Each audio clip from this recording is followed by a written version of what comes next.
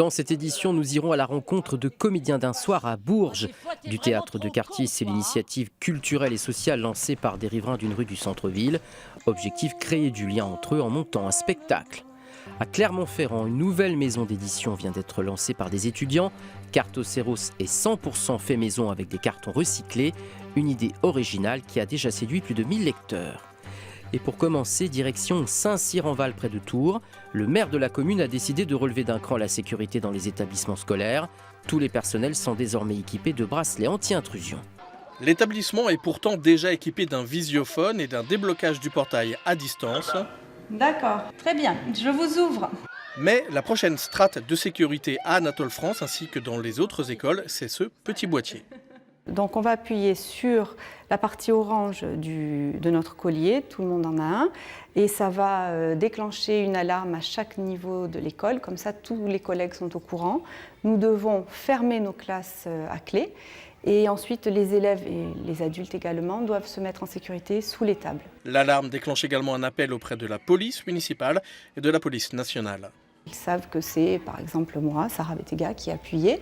Ils vont m'appeler sur le téléphone portable que nous avons pour vérifier s'il s'agit d'une erreur ou s'il y a réellement intrusion, auquel cas la police va se déplacer ou non.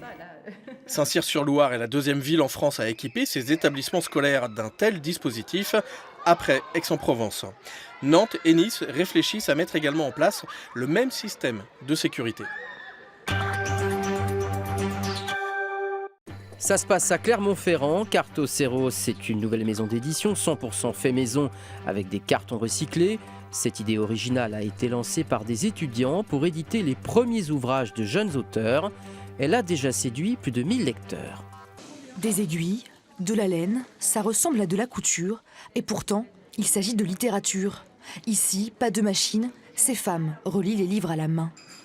Ce que vous pouvez faire aussi pour varier un petit peu, c'est faire prendre un autre fil pour le deuxième cahier.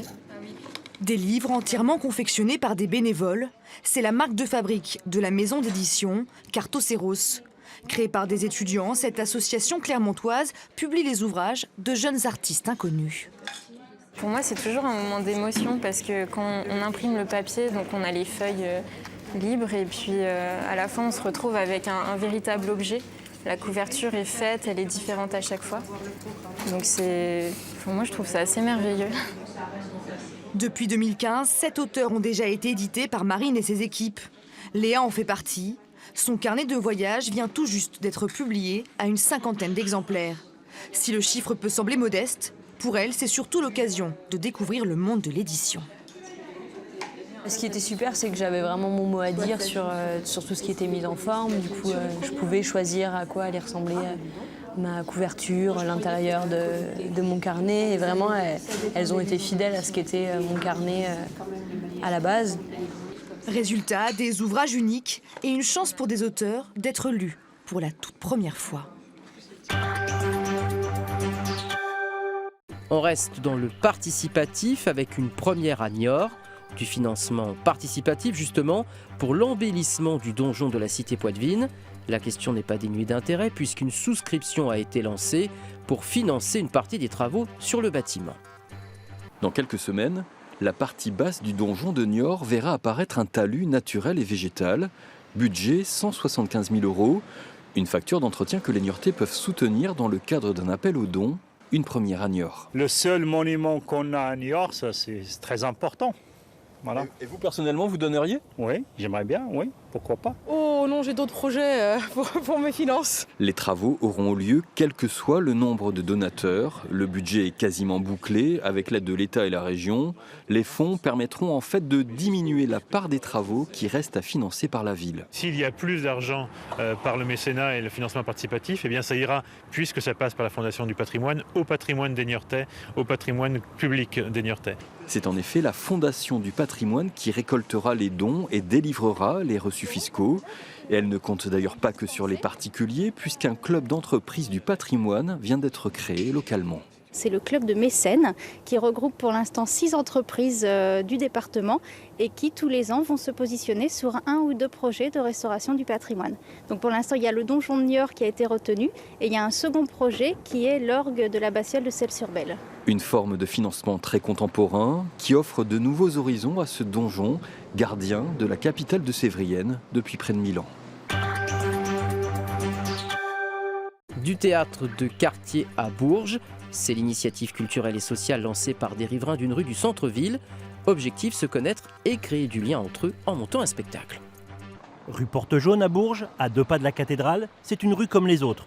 Des commerces, des restaurants et sous les pavés, une idée. Ce projet est né dans cette rue. C'est que j'avais cette idée, on m'a fait le cadeau du titre, il fallait que je développe ce titre. Mais j'aime pas travailler seul.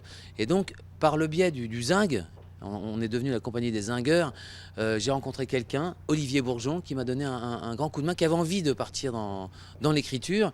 Il était hors de question qu'il se retrouve sur scène. Il est maintenant sur scène, j'ai su l'emmener sur scène. On change de costume et Xavier devient metteur en scène. C'est la mise en place du spectacle. On sait qu'on a 5-8 minutes, pas molles, mais où on brode un peu. Démarrage. Voilà, nous on sait que ça va monter, les gens ne le savent pas. Et donc les gens pendant 8-10 minutes disent, dis donc putain, si ça dure 1h15 comme ça, vas-y, ça va être chiant quoi. Non mais oui, mais c'est fait exprès. Un décor de rêve, des accessoires, mais au fait, quelle est l'histoire ? C'est une soirée comme les autres à la Groute, mais qui va déraper vite, ça va déraper.